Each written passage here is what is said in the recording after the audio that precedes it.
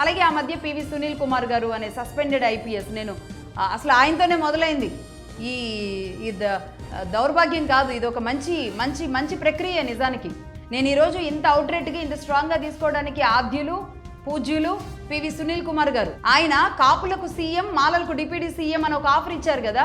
అసలు క్రిస్టియానిటీలోకి వెళ్ళిన ఎస్సీలు ఎలా ఇంకా ఎస్సీలుగా చలామణి అవుతారు అనేది ఈరోజు నా ప్రశ్న. ఇదే పివి సునీల్ కుమార్ గారికి ఇంకా ఎస్సీలుగా వాళ్ళు చలామణి అయ్యే అవకాశాలు ఎలా ఉంటాయి? మన హిందూ మతంలో కులాలు ఉన్నాయి అంటే మీ హిందూ మతంలో కులాలు ఉన్నాయనే కదా వీళ్ళు మతం మార్చుకుంది. మరి మతం మార్చుకున్నప్పుడు ఇంకా మీకు ఈ కులాలు ఎలా వస్తాయి? అలాగే మనకి రాజ్యాంగం ప్రకారం కూడా ఉంది, ఎవరైతే ఎస్సీలుగా ఉన్న వాళ్ళు క్రిస్టియన్ మతంలోకి మతం మార్చుకుంటారో మారిన తర్వాత ఎస్సీ అనేది వాళ్ళకి వర్తించదు, వాళ్ళు బీసీసీ కిందకు వస్తారు. ఇది చాలా స్ట్రాంగ్గా అవుట్రేట్గా ఇది రాసుంది. అవునా కాదా? ఇది కూడా చెప్పండి. అంటే ఈరోజు క్రిస్టియన్లుగా ఉన్న మీరంతా ఎవరైతే ఉన్నారో మతం మారిన క్రిస్టియన్లుగా ఉన్న ఎవరైతే ఉన్నారో వాళ్ళంతా బీసీసీలా కాదా? వాళ్ళు బీసీసీలుగా గుర్తించబడుతున్నారా లేదా? ప్రభుత్వాలు వాళ్ళని అలా ఐడెంటిఫై చేస్తున్నాయా లేదా? ఈ ప్రభుత్వాలు ఇష్టం వచ్చినట్లుగా ఈ పలహారాలన్నీ పంచిపెట్టడానికి ఎవరు ఏదంటే ఆ కులానికి ఇస్తున్నా ఇదొక ప్రయోగం.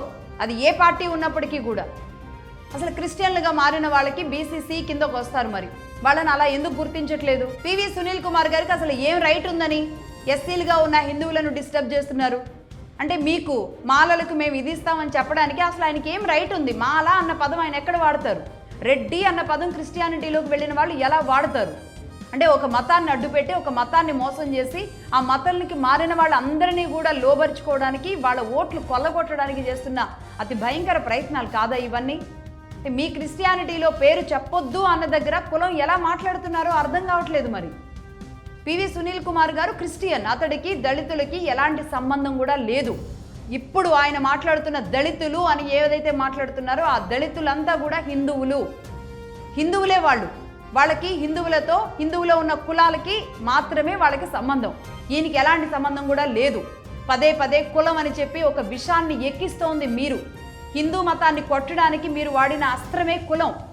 అట్లాగే స్త్రీని వాడతారు. ఏ మతం చాటు నుండి ఈ కులాల మీద రాళ్ళు వేస్తున్నారో చెప్పడానికే, బరాబర్ మీ కుట్రలు ఏవైతే ఉన్నాయో అవన్నీ బయట పెట్టడానికే నేను మొదలుపెట్టాను ఈ కులగోత్రాలు అన్న ప్రోగ్రాం. అయితే అది ఇప్పటి నుంచి మొదలుపెట్టింది కాదు, వీరి తండ్రి గారి టైం నుంచే మొదలైంది.